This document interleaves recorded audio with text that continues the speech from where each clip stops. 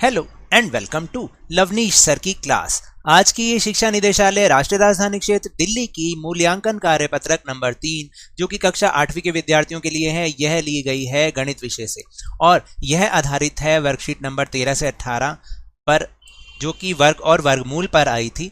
उसी से ही संबंधित आपसे प्रश्न पूछे जा रहे हैं। प्रत्येक प्रश्न 1 अंक का है और सही उत्तर के सामने बने गोले को आपको काला करना है।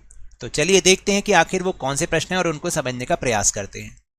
तो आपको बता दूं, रफ कार्य के लिए इस वर्कशीट में ही जगह बनी हुई है, आप वहां पर कर सकते हैं ताकि आपके सर या मैम को पता चले कि आपने सवाल को सही ढंग से हल किया और फिर उत्तर दिया है। तो मैं साथ साथ यहाँ पे प्रश्न पे करता जाऊंगा, वो काम आप रफ काम में उस प्रश्न का कर लीजिएगा। तो देखो, पहला प्रश्न है कि 99 का वर्ग यानी 99 का 99 स्क्वायर माइनस 1 का मान बताओ। तो आपको क्या करना है, इसको फॉर्मूले में चेंज करना है। अगर हम एक का स्क्वायर करें तब भी एक ही उत्तर होएगा, तो हम इसको क्या कर सकते हैं, इस तरीके से भी लिख सकते हैं। अब आपको मैं बताऊं ये कौन सा फार्मूला लगेगा, ये लगेगा ए स्क्वायर माइनस बी स्क्वायर का। जब आप इसको ओपन करोगे नेक्स्ट स्टेप में तो ये हो जाएगा ए प्लस बी और ए माइनस बी, ऐसे ही लिखना आप इसको। फिर अब आप वैल्यूज को लगा दो इसमें, 99 प्लस 1 और 99 माइनस 1। ठीक है, तो 99 प्लस 1 कितना होता है 100 और बीच में कोई साइन नहीं है तो ये गुणा का निशान आ जाएगा और ये हो जाएगा 98। अब तो आपको आसान हो गया ना, 98 को 100 से किया 9800 विच इज दिस। तो ये आंसर राइट है।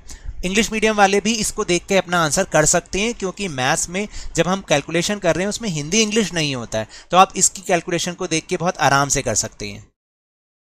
फिर इसके बाद है कि एक वर्गाकार बोर्ड का क्षेत्रफल 144 वर्ग इकाई है यानी 144 स्क्वायर यूनिट है। बोर्ड की प्रत्येक भुजा की लंबाई कितनी है, यानी वो जो एक बोर्ड है ना उसकी ईच जो साइड है उसको आपको बताना है कि वो कितनी लंबी हो सकती है और यहां पर उसका स्क्वायर दे रखा है। तो देखो, सबसे पहले हमें ये पता होता है कि वर्ग का क्षेत्रफल इसको आप कह सकते हो एरिया ऑफ स्क्वायर। ठीक है, वो होता है साइड मल्टीप्लाई बाय साइड यानी भुजा गुना भुजा। ठीक, और एक भुजा में तो ये हमें दे रखा है कि 144 है, तो 144 जो है वो किसका वर्ग हो सकता है, 11 का। 11 इंटू 11 करके देख लो, नहीं आता। 12 इंटू 12 करेंगे ना, 12 मल्टीप्लाई बाय 12, आप इसको करके देखोगे तो उत्तर आएगा 144। तो आपका यही वाला उत्तर सही है, B is the right answer. फिर इसके बाद है 121 के वर्गमूल संख्या की इकाई के अंक संभवतः कौन कौन से हो सकते हैं। यानी अगर हम 121 का वर्गमूल निकालें, यानी वो संख्याएं निकालें जिनको 2 बार गुणा करने पर 121 आता हो, 2 बार मल्टीप्लाई करने पर 121 आता हो, तो ऐसी कौन कौन सी संख्याएं हो सकती हैं। देखिए, मान लो कोई एक ऐसी संख्या है जिसका इकाई का अंक 1 होगा, तो अगर आप 1 को 1 से मल्टीप्लाई करें तब भी 1 आएगा, तो इसलिए एक तो ये वाला हो सकता है। और अगर 9 को 9 से गुणा करें तो भी उसका इकाई का अंक 81 यानी 1 होगा। तो इसका मतलब यही उत्तर हमारा सही है कि जो वर्गमूल संख्या है वो या तो इकाई का अंक उसका 1 होगा या 9 होगा। तो इस वाली संख्या को अगर हम गुणा करेंगे तो 121 आ सकता है ना, तो ये सही है। फिर इसके बाद है यदि एक्स स्क्वायर 7225 यानी 7225 है तो x की वैल्यू कितनी होगी। अब आप देखें तो इसमें से ना, देखो सबको आप गुणा करके देख लो। जैसे 75 को 75 से मल्टीप्लाई करके देख लो, 95 को 95 से गुणा, भाई गुणा तो आपको खुद ही करके देखनी पड़ेगी। और जब आप 85 को 85 से मल्टीप्लाई करोगे तो यहां पर आपका उत्तर यही आ जाएगा। तो इसका मतलब this is the right answer और ये आपको रफ काम में करके दिखाना है। सबको गुणा करके देखोगे और फिर इसको गुणा करोगे तो इसका उत्तर यही आएगा। अब फिर उसने कहा सेंटीमीटर है, इसका क्षेत्रफल क्या होगा सेंटीमीटर स्क्वायर में। वर्गाकार का मतलब होता है स्क्वायर, ठीक है, और उसकी भुजा का मतलब है साइड।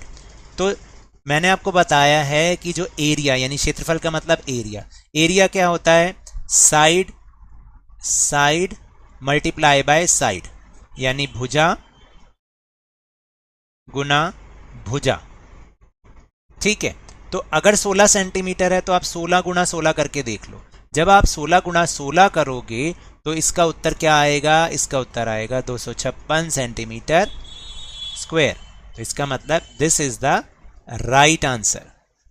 फिर नेक्स्ट क्वेश्चन है, इनमें से कौन सा पाइथागोरस त्रिक नहीं है? देखो पाइथागोरस त्रिक क्या होता है, यानी ए का स्क्वायर प्लस बी का स्क्वायर वो बराबर होना चाहिए सी के स्क्वायर के, यानी दो भुजाओं का योग दो भुजाओं के वर्गों का योग तीसरी भुजा के वर्ग के बराबर होना चाहिए। और आप जब इसको करके देखोगे ना तो देखो पहला ही उत्तर जो आपको मिल जाएगा। हालांकि पहले मैं इसको करके दिखा देता हूं। अगर मैं इस वाले को पुट करूं तो 6 का स्क्वायर जमा 8 का स्क्वायर और 10 का स्क्वायर। 6 का स्क्वायर होता है 36, 8 का स्क्वायर होता है 64 और ये होता है 100। हो गए बराबर 100 बराबर 100। तो ये तो है भाई। उसने पूछा कौन सी ट्रिक नहीं है, तो आप अगर देखोगे ना ये वाली होगी, क्योंकि अगर 4 का स्क्वायर करें, 5 का स्क्वायर करें और 17 का स्क्वायर करें तो 4 का स्क्वायर होता है 16 प्लस 5 का स्क्वायर 25 और 17 का स्क्वायर तो आप जानते हैं कि ज़्यादा ही होगा, वो होता है 289। ठीक है, तो 16 और 25 कितने होंगे जरा बता सकते हो? 16 25 41 होते हैं। तो क्या ये बराबर हैं दोनों? नहीं, ये बराबर नहीं है। तो यही इसका सही उत्तर होगा, ये वाला ए इसका सही उत्तर होगा। देखो अब अगला प्रश्न है, संख्या 100 प्राप्त करने के लिए 1 से लेकर कितनी क्रमागत विषम संख्याओं का योग करेंगे? क्रमागत विषम संख्याएं कितनी संख्या को योग करेंगे? अब आप क्या करो, गिनना शुरू करो। क्रमागत विषम संख्या कौन सी होंगी? 1, फिर 1 के बाद 3 जमा 5 जमा 7 जमा 9 जमा 11 जमा 13 जमा 15 जमा 17 और जमा 19। अब इनको आप प्लस करके देखो, जल्दी से इसको प्लस करके देखो, आपका उत्तर आएगा 100। अब हैं कितनी संख्या ये? 1 2 3 4 5 6 7 8 9 10। तो कितनी संख्या हमें लेनी पड़ी? 10 लेनी पड़ी, यानी सी इज द राइट आंसर। ठीक है, अब नेक्स्ट, दी गई संख्याओं में से किस संख्या और उसकी वर्ग संख्या की इकाई के अंक समान हैं? यानी अगर हम कोई भी संख्या लें उसका जो इकाई का अंक है, जब हम उसको दोबारा गुणा करके देखें उसी संख्या से तो वही अंक आना चाहिए इकाई पर। अगर आप सिर्फ इसी को ही देख लो, इकाई वाले अंक को देख लो, 3 को 3 से गुणा करोगे, ठीक है, यानी कि 23 को 23 से, तो इकाई का अंक क्या आएगा? 9। बराबर है? नहीं है। 9 को 9 से करोगे तो क्या आएगा? 81। बराबर है? नहीं। 35 को करोगे, 5 को 5 से करोगे तो 25 आ जाएगा, इकाई का अंक बराबर हो जाएगा, है ना, ये वाला। तो फिर इसका मतलब सी इज द राइट आंसर।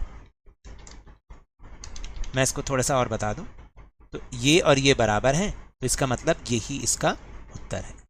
ठीक है, अब नेक्स्ट, वह पाइथागोरस त्रिक ज्ञात कीजिए जिसकी एक संख्या 12 है। तो मैंने अभी आपको पाइथागोरस त्रिक बताया है कि ए स्क्वायर प्लस बी स्क्वायर बराबर सी स्क्वायर होना चाहिए। आप सबको इस तरह से करके देखोगे, 7 का स्क्वायर प्लस 12 का स्क्वायर वो 13 के स्क्वायर के बराबर होना चाहिए। तो 7 का स्क्वायर कितना होता है? 49, 12 का 144 और 13 का 169। तो अगर आप इन दोनों को प्लस करोगे तो 9 और 4 13 बनेंगे, तो ये बनेगा 193, जो कि बराबर नहीं है। क्या बराबर है? नहीं। तो जब आप इन सबको ऐसे करके देखोगे ना, इस वाली संख्या को भी करके देखना, 5 का स्क्वायर 12 का स्क्वायर बराबर 13 का स्क्वायर, ये हो गया 25, ये हो गया 144 और ये हो गया 169। जब आप इसको करके देखोगे तो ये उसका उत्तर आएगा 169। तो हमारा ये वाला उत्तर सही है। कौन सा वाला? ये वाला। ठीक है, D is the right answer. फिर इसके बाद है दशमलव संख्या 7.29 का वर्गमूल बताइए। तो कैसे करना है, इन सबको आप गुणा करके देख लो। 2.7 गुना 2.7, 3.3 गुना 3.3, 0.27 गुना 0.27 और 0.33 गुना 0.33। जब आप इसको गुणा करके देखोगे, गुणा जरूर करके देखना, तो आपका उत्तर ये आएगा। तो इसका मतलब ए इज द राइट आंसर। तो ये तो थी आज की वर्कशीट। अगर मेरे इस तरह समझाने से अब आपको समझ में आने लगा है तो इस चैनल और वीडियो को लाइक कीजिए, शेयर कीजिए, और नए हैं चैनल पर तो सब्सक्राइब भी कीजिए, और टेलीग्राम ऐप पर हमारा चैनल, उससे जुड़ना ना भूलें, जिसका लिंक आपको इस वीडियो के डिस्क्रिप्शन बॉक्स में मिल जाएगा। वहां पर इस वीडियो का लिंक और जो और आपकी वर्कशीट जितनी भी हैं उनका लिंक भी आपको ईजिली अवेलेबल होगा। तो मिलते हैं नेक्स्ट वीडियो में। Till then good bye.